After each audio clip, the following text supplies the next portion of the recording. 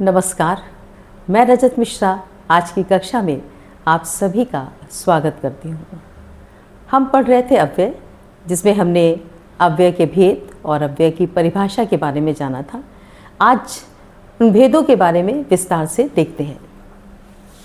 अव्यय शब्द हमने पढ़ा था कि अभिकारी शब्द है और ये वो शब्द हैं जिनमें लिंग वचन कारक का कोई भी प्रभाव नहीं पड़ता। इन शब्दों पर लिंग वचन कारक का कोई भी प्रभाव नहीं पड़ता, यानी इनका रूप कभी भी बदलता नहीं। तो इन भेदों के अंतर्गत हम लोगों ने पढ़े थे, क्रिया विशेषण पढ़ा था, स्थानवाचक क्रिया विशेषण हमने देखे थे, रीतिवाचक क्रिया विशेषण देखा था। इसके साथ साथ हमने संबंध बोधक, समुच्चय बोधक, विस्मयादि बोधक और निपात इसके भेदों में देखा था। तो हम सबसे पहले क्रिया विशेषण के भेद के बारे में जानेंगे कि पहले क्रिया विशेषण किसे कहते हैं। जैसा नाम से ही इसके स्पष्ट हो रहा है कि जो क्रिया की विशेषता बताते हैं वो क्या है, क्रिया विशेषण। यानी ऐसे शब्द, वो अव्यय शब्द इसमें शामिल हैं जिनसे क्रिया की रीति का पता चलता है।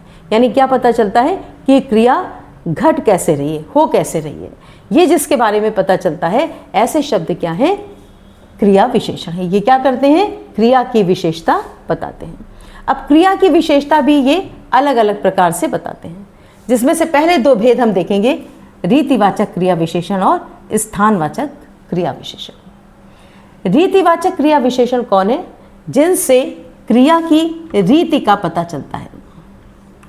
यानी क्रिया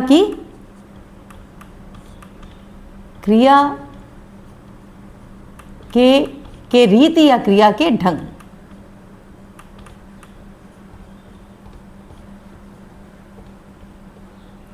का पता चलता है। जैसे शब्द है, वाक्य देखें, उसमें इस्तेमाल होने वाला शब्द देखें, वो अचानक गिर पड़ा। कैसे गिरने की क्रिया कैसे हो रही है, अचानक, यानी उसकी रीति का पता चलता है। वो मेरी बात ध्यानपूर्वक सुनता है। कैसे सुनता है, ध्यानपूर्वक। इसमें जब आप क्या शब्द लगाते हैं या कैसे शब्द लगाते हैं, तो जो उत्तर आता है वही क्या है, रीतिवाचक क्रिया विशेषण शब्द है। मैं उसे भली भांति जानता हूँ, वो बहुत तेज दौड़ता है। कैसे दौड़ता है, तेज। ये सब क्या है, क्रिया की विशेषता बताते हैं। तो ये कैसे वाक्य हैं और ये शब्द कैसे हैं, रीतिवाचक क्रिया विशेषण, जिसमें हमने अभी देखा अचानक,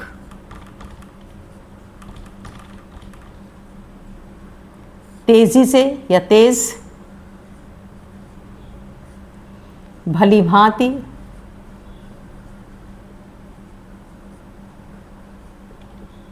ध्यानपूर्वक, अकस्मात, बहुत सारे शब्द हैं। इनमें क्या होता है, कभी रूप परिवर्तन नहीं होता। ये कैसे हैं, क्रिया की रीति बताते हैं कि क्रिया घट कैसे रही है, और इनको हम कहते हैं रीतिवाचक क्रिया विशेषण। क्रिया विशेषण का ही दूसरा भेद क्या है, स्थानवाचक क्रिया विशेषण। अब स्थानवाचक क्रिया विशेषण की क्या परिभाषा होगी कि जिससे क्रिया के होते समय उसका जो स्थान है वो पता चले। जिससे क्रिया के स्थान का बोध हो, वो शब्द क्या है, स्थानवाचक क्रिया विशेषण है। कौन कौन से इसमें भी दो प्रकार के हैं, एक तो स्थिति बोधक है और दूसरा दिशा बोधक है। कुछ ऐसे शब्द हैं जो स्थिति का बोध कराते हैं और कुछ ऐसे शब्द हैं जो दिशा का बोध कराते हैं, जिसमें है आगे पीछे, ऊपर नीचे, भीतर बाहर, ये सब क्या है, स्थिति का बोध कराते हैं। वो ऊपर बैठी है, वो नीचे खड़ा है, ऐसे शब्द क्या है, स्थिति बोधक है। इसी तरीके से दिशा बोधक है, ऊपर की ओर है, नीचे की ओर है, तो ये क्या है, उसकी दिशा का बोध कराते हैं। तो ऐसे बहुत, चारों ओर है, इधर उधर है, ऐसे बहुत से शब्द हैं जो कि दिशाओं का बोध कराते हैं। ऐसे ही और शब्द हैं जो कि स्थिति का बोध कराते हैं। तो वो शब्द जो कि स्थिति का बोध कराएं या दिशा का बोध कराएं, ऐसे शब्द किस में आएंगे, स्थानवाचक क्रिया विशेषण में।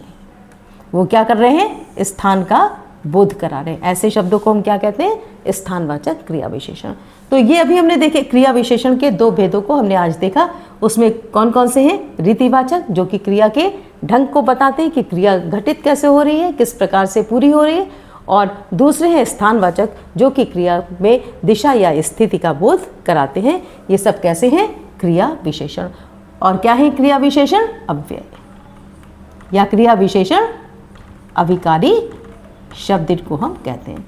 क्रिया विशेषण के ही और भेदों के बारे में हम अगले वीडियोस में पढ़ेंगे। तब तक आप इन शब्दों को ध्यान से देखें और समझें कि ये क्रिया विशेषण में किस क्रिया विशेषण के अंतर्गत आते हैं। और अगर इसमें कहीं आपको कोई भी दिक्कत होती है तो आप हमको कमेंट बॉक्स में अपनी जो भी प्रॉब्लम है वो भेज सकते हैं। और ऐसे ही वीडियो से आप लगातार जुड़े रहें, चैनल को सब्सक्राइब करें। Thank you.